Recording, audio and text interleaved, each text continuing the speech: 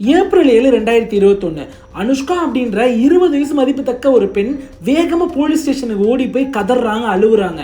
Police என்னமாச்சு உனக்கு, ஏமா அழுகிறன்னு கேட்குறாங்க. அப்போ ஒரு வார்த்தை சொல்கிறாங்க, எங்கள் அண்ணன்ட்டே என்னை காப்பாற்றுங்க, தயவு செஞ்சு என்னை காப்பாற்றுங்க, எனக்கு பயமாக இருக்குது அப்படின்னு சொல்கிறாங்க. ஏமா என்னமாச்சு, உங்கள் அண்ணன் உன்னை எதுவும் கொலை பண்ண ட்ரை பண்ணுறானா அப்படின்னு அந்த போலீஸ் ஆஃபீஸர் கேட்குறாரு. அதுக்கு இந்த பெண் சொன்ன பதில் எல்லாரையுமே ஆச்சரியத்தில் உள்ளாக்குனுச்சு. என்ன விஷயம் அப்படின்னா, எங்கள் அண்ணன் என்னை பல வருஷமாக கற்பழிக்கிறான், எனக்கு ரொம்ப பயமாக இருக்குது, என்னை தயவு செஞ்சு அவன்கிட்டேருந்து காப்பாற்றுங்க. எங்கள் அண்ணன் மட்டும் இல்லை, என் பெரியப்பா பையனும் என்னை பல வருஷமாக கற்பழிச்சிக்கிட்டு இருக்கான் அப்படின்னு இந்த பெண் சொல்கிறாங்க. அதிர்ந்து போன போலீஸ், ஏமா இத்தனை வருஷமாக நடக்குது அப்படின்னு சொல்கிறியே, இதை ஏன் உன் அம்மாட்ட சொல்லலையா, உன் அப்பாட்ட சொல்லலையா அப்படின்னு கேட்குறாங்க.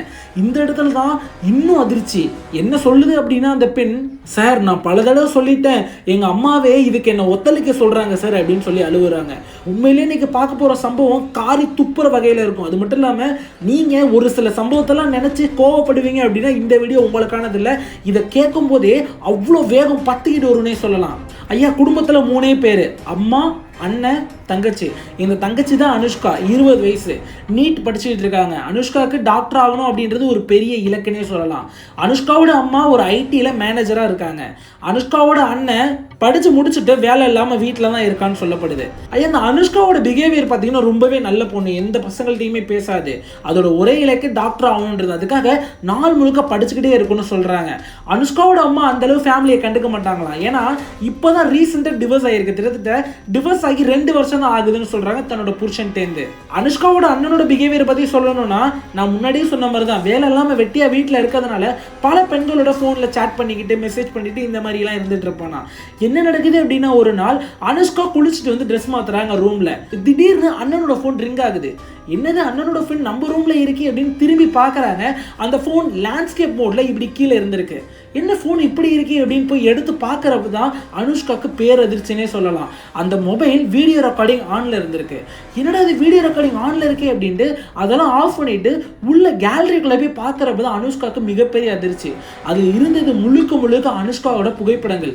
அதுவுமே அனுஷ்கா ட்ரெஸ் இல்லாதப்ப, ட்ரெஸ் மாத்துறப்ப, குளிச்சப்ப அப்படின்ட்டு பல்வேறு இடங்கள்ல வீடியோ எடுத்திருக்கிறது தெரியப்படுது.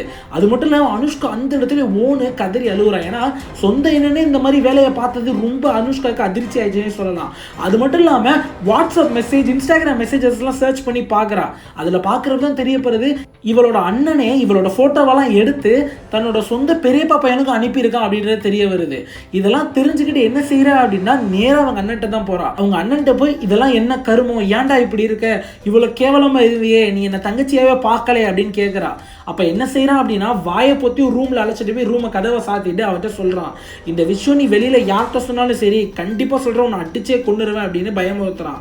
நான் முன்னாடியே சொன்னேன் இல்லையா, அனுஷ்கான்ற பெண் படிப்பு மட்டும் படிப்பு ரீதியாகவே இருந்ததுனால ரொம்பவே பயந்த சுபாவம் அப்படின்னு சொல்லப்படுது. அதனாலே இந்த சம்பவத்தை பற்றி வெளியில் யாருக்கும் சொல்லாமல் அப்படியே வாயை மூடி மறைச்சிடுறாங்க. நாளடைவில் கிட்டத்தட்ட ஒரு 2-3 மாதம் அனுஷ்கா அவங்க அண்ணன்கிட்ட பேசவே இல்லையா. என்ன நடக்குது அப்படின்னா, ஒரு நாள் அவங்க அம்மா வீட்டில் இல்லாதப்ப அந்த அண்ணன் இருக்கான்ல, அவன் என்ன யோசிச்சிருக்கான் அப்படின்னா, இந்த மாதிரி ஒரு சம்பவம் நடந்துருச்சு, இவன் இதுக்கே பயந்துட்டு யார்கிட்டையுமே சொல்லலை, இவளை நம்ம நல்லா யூஸ் பண்ணிக்கலாம் அப்படின்ட்டு சொந்த தங்கச்சிலே தப்பா இருக்க முயற்சி பண்றான். அனுஷ்கா எவ்வளவே தடுத்தாலும் அனுஷ்காவை குடும்பம் பண்ணிடுறான், சீரழிச்சிடறானே சொல்லலாம். அது மட்டும் இல்லாம இது பல மாசங்களா நடந்துகிட்டே இருந்திருக்கு, பல மாசங்கள் பல வருஷங்களாகவும் மாறி இருக்கு. இதுல என்ன முக்கியமான ஒரு விஷயம்னா, அனுஷ்காவோட அண்ணன் மட்டும் அந்த பிள்ளையை சீரழிக்கலைங்க, அந்த பெரியப்பா பையன் சொன்னேன்னு அவனும் சேர்ந்து சீரழிச்சிருக்கான். அனுஷ்காவோட அம்மா இல்லாதப்ப தான் இந்த 2 பேர் வீட்டுக்கு வந்துட்டு அந்த பொண்ணை சீரழிச்சிருக்காங்க அப்படின்னு சொல்லப்படுது. இதுல முக்கியமான அதிர்ச்சி இதுக்கு அப்புறம் வரப்போறதுதான். அனுஷாவால தாங்கவே முடியலைங்க, இவ்வளோ ஒரு விஷயங்களை அவளால் மனசுல போட்டுக்கிட்டு வெளியில கொல்லாம இருக்கவே முடியல. என்ன செய்யறா அப்படின்னா, ஒரு நாள் இவங்க அண்ணன் வீட்டில் இல்லாதப்ப அவங்க அம்மாட்ட போய் கதறி அழுகுறா. அம்மா இந்த மாதிரி அண்ணன் செஞ்சுக்கிட்டு இருக்காமா, என்னால சொல்ல முடியல, எனக்கு பயமா இருக்கு, என்னை அடிச்சு கொன்றுவான்னு மிரட்டுறான். அது மட்டும் இல்லாம பெரியப்பா பையனும் இந்த மாதிரி சீரழிச்சிட்டு இருக்கேன்னு அவங்க அம்மாட்ட சொல்றப்ப அவங்க அம்மா என்ன சொல்றாங்கன்னா, இதெல்லாம் சாதாரண விஷயம் இந்த காலத்துல, இதெல்லாம் நீ வந்து சாதாரணமா எடுத்துக்கோ, இதெல்லாம் ஜாலியா எடுத்துக்கோ அப்படின்னு அவங்க அம்மா சொல்லியிருக்காங்க.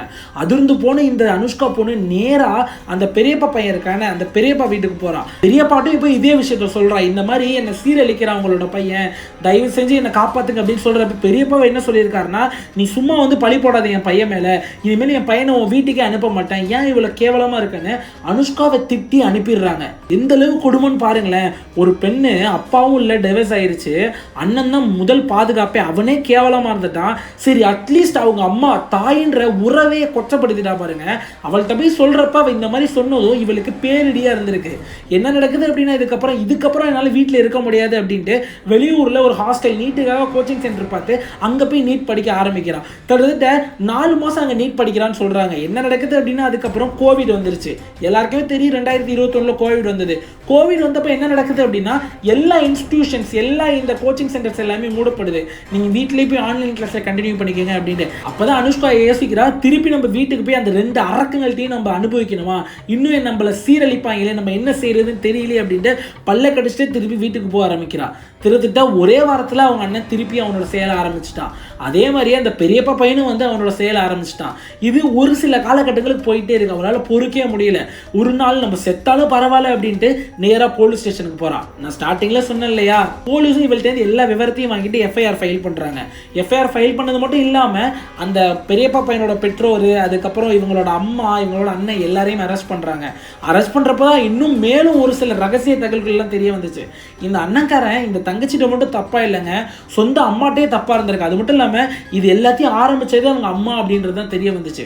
எந்த அளவு கொடுமையான சம்பவங்கள் பாருங்களேன். இது இன்னும் வெளியூர்லாம் இல்லைங்க, நம்ம இந்தியாவில் நடந்த சம்பவம் தான். எவ்வளோ கேவலமாக இருக்கானுங்க பாருங்க. நம்மள இந்த மிருகங்கள்டேருந்து பிரிக்கிற ஒரு விஷயமே, நம்மலாம் தாயை பார்ப்போம், அப்பாவை பார்ப்போம், தங்கச்சியை பார்ப்போம், அக்காவை பார்ப்போம், அண்ணனை பார்ப்போம், தம்பியாக பார்ப்போம். இதுதான் நம்மளையும் இந்த மனிதர்களையும் மிருகங்களையும் பிரிக்குதுன்னே நான் சொல்லுவேன். ஆனால் இந்த மாதிரியான மிருக செயலாம் இன்னும் பண்ணிட்டு தான் இருக்கான்னு நினைக்கும் போது மனசுக்கு ரொம்ப வேதனையாக இருக்கும். அந்த பொண்ணுக்கு இதோட இந்த பிரச்சனை முடியலைங்க. இவங்கெல்லாம் அரெஸ்ட் பண்ணிட்டு அந்த பொண்ணு நிம்மதியாக இருக்குமா கேட்டால் கிடையாது. அது வாழ்க்கையில் எவ்வளோ சீரழியும் அப்படின்றத யோசிச்சு பாருங்க. இதை நினச்சி எவ்வளோ கஷ்டப்படும் அப்படின்றத யோசிச்சு பாருங்க. நாளைக்கு அந்த பொண்ணுக்கு என்னதான் கல்யாணம் ஆனாலும் இந்த கருப்பு நினைவுகள் எதுவுமே அது மனசை விட்டு போகாது. அது பயத்திலே தான் வாழக்கூடும். அதனால இந்த மாதிரியே நாய்களுக்கெல்லாம் ஒரே ஒரு தண்டனை, தூக்கு தண்டனை தான் கொடுக்கணும் அப்படின்றதான் என்னோட ஒரு ஆசை. நீங்கள் என்ன நினைக்கிறீங்கன்னு மறக்காம கமெண்ட் செக்ஷனில் கமெண்ட் பண்ணிட்டு இந்த மாதிரியான கிரைம் கதைகள் கேட்கறதுக்கு நம்ம சேனல் லைக் பண்ணிட்டு மறக்காம சப்ஸ்கிரைப் பண்ணிக்கோங்க. நம்மளோட சேனல் ஒரு புது சேனல், அதனால எதனா நாங்கள் மிஸ்டேக் பண்ணியிருந்தா தயவு செஞ்சு எங்களை மன்னிச்சுக்கோங்க. நீங்கள் பிடிச்சிருந்தா இவ்வளோ நேரம் பார்த்தீங்கன்னா நல்லா பேசியிருக்கீங்க, நல்லா இருக்குது, உங்களோட கிரைம் கண்டென்ட் நல்லா இருக்குது, இன்ட்ரெஸ்ட்டாக இருக்குது அப்படின்றத மறக்காம கமெண்ட் செக்ஷனில் பண்ணிட்டு போயிருங்க.